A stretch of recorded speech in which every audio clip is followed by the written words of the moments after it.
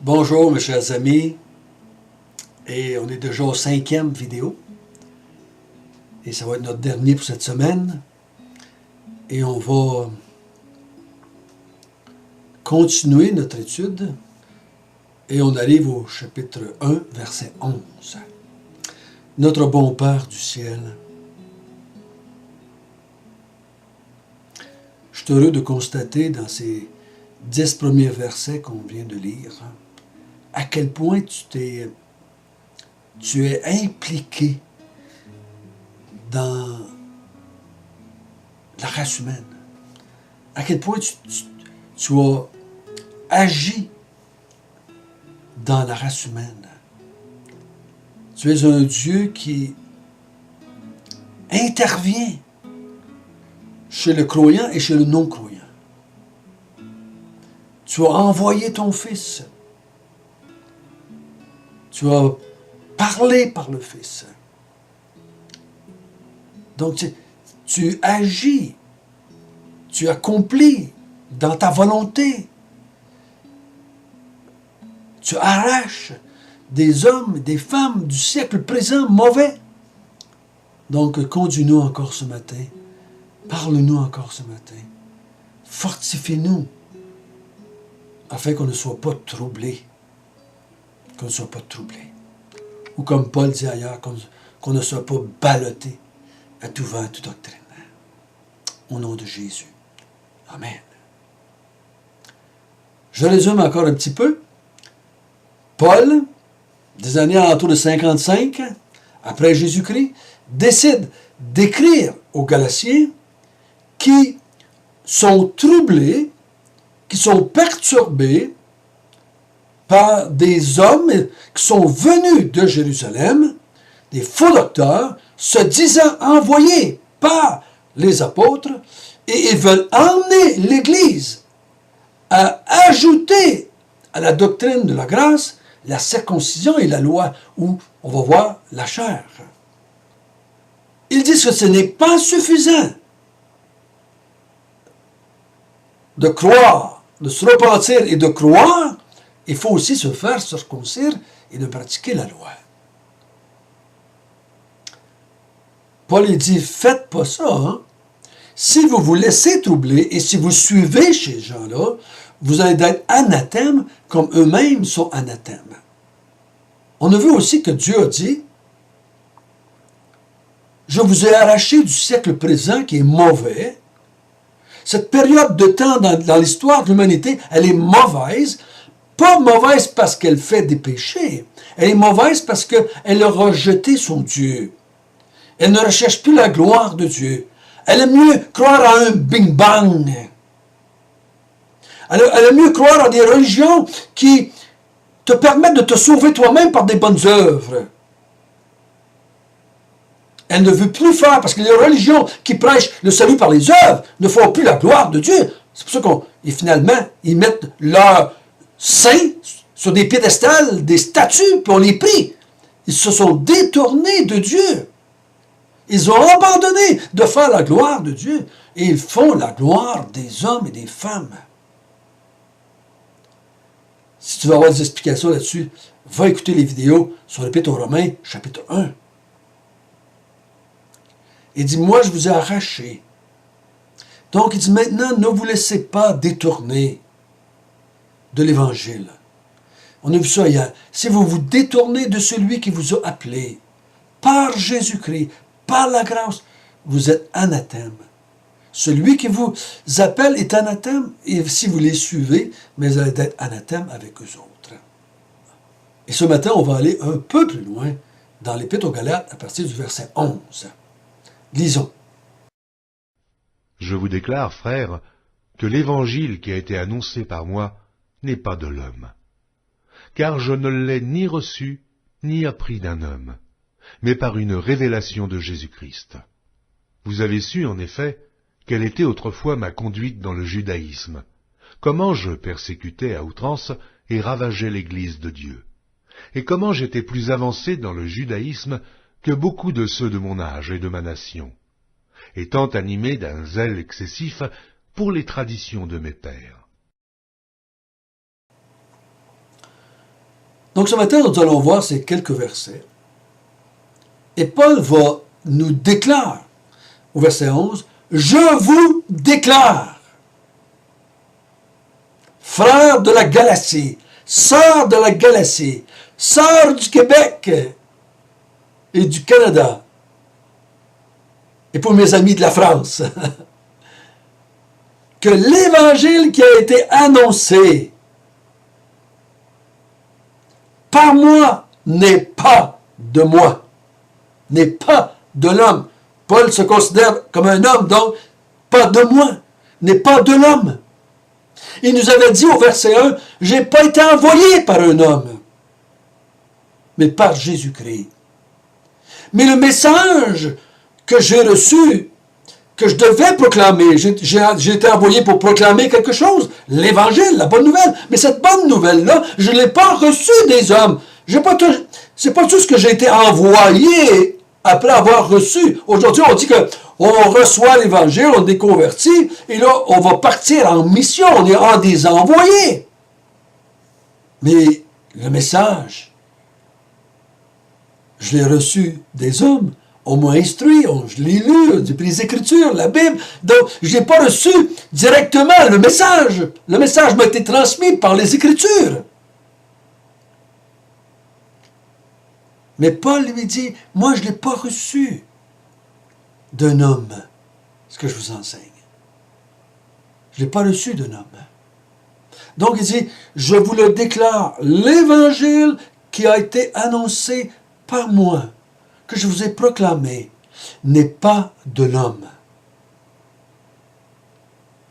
C'est bon, j'aime ça. J'en ai des frissons. Pourquoi? Parce que les hommes sont tordus. Parce que les hommes sont tordus. Quand ça vient des hommes, tu peux être sûr que c'est tordu. Parce que l'être humain est tordu. La Bible, Dieu nous a dit, le cœur de l'homme est tortueux, c'est tordu.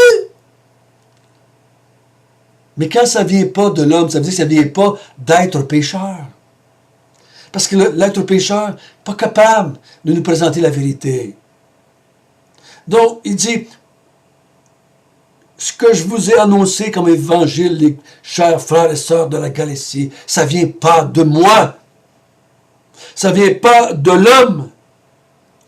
Ça ne vient pas des apôtres. Ça ne vient pas d'autres chrétiens. Ça vient, il dit au verset 12, « Car je ne l'ai reçu ni appris d'un homme. » Mais vous, il dit, « Je ne l'ai pas appris, ni reçu d'un homme. Je ne suis pas allé à la synagogue pour l'apprendre. Je n'ai pas été voir les apôtres pour l'apprendre. Je n'ai pas été voir Pierre pour l'apprendre. Je ne l'ai pas reçu des chrétiens avant moi. Mais par une révélation de Jésus-Christ lui-même. » Donc, avant de l'envoyer prêcher, avant d'être un apôtre de Jésus-Christ, il a été un élève de Jésus-Christ. Il a été un disciple de Jésus-Christ. Il a été un mathétès de Jésus-Christ. C'est quelqu'un qui s'est assis aux pieds de Jésus et Jésus l'a instruit. Oh, on n'a pas tous les détails, comment ça a été fait. Mais on sait que Jésus lui a apparu à quelques reprises. Mais il dit, je l'ai reçu par une révélation. Ça, mes frères et sœurs, ce mot-là, il est tellement charrié aujourd'hui, si vous me permettez l'expression. Il est tellement charrié. Dieu m'a révélé. Dieu m'a révélé. L'autre jour, j'écoutais quelqu'un, j'ai eu une révélation de Dieu. Wow! Wow! Qu'est-ce qu'il t'a révélé? Paul se met à part et il dit que les chrétiens devraient l'écouter lui, parce que ça ne vient pas des hommes, ça vient d'une révélation de Jésus-Christ. Donc, les 12 ont dit, nous, on peut être des apôtres. Et on est le fondement de l'Église. Pourquoi? Parce qu'on l'a reçu de Jésus-Christ et non pas d'un homme.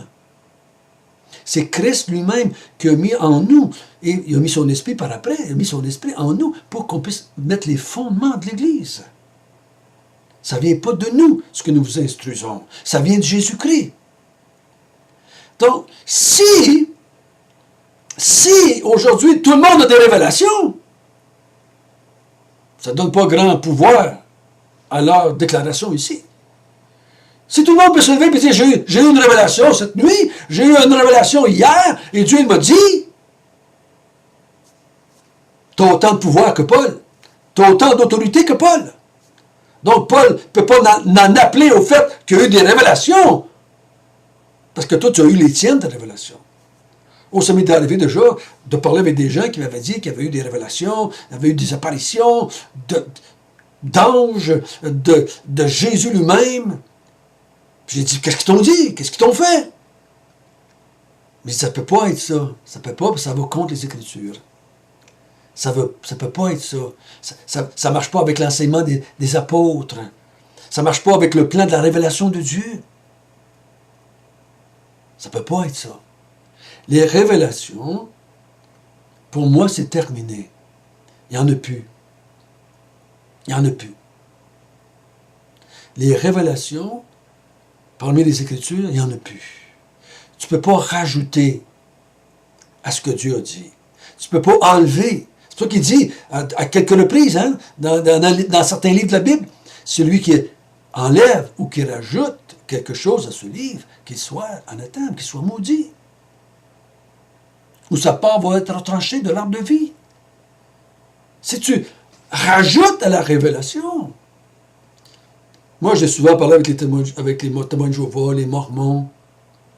Je leur disais, vos prophètes qui ont eu des révélations, tu peux rentrer là-dedans, toutes les Saintes Vierges, puis toutes les Mahomet, puis tout ce que tu voudras. Tu peux tout rentrer que tu voudras.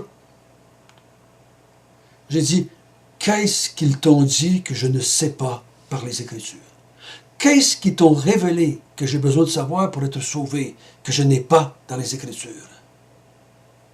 Et je vais vous dire, bien franchement, jamais un m'a dit quoi que ce soit que j'avais besoin de savoir pour être sauvé, pour faire partie du peuple de Dieu et pour servir et adorer mon Dieu. Jamais. Jamais, jamais, jamais, jamais. Jamais. Je n'ai pas eu un. Oh, on m'emmène toutes sortes d'affaires. Mange pas de sang, fais pas ci, fais pas ça.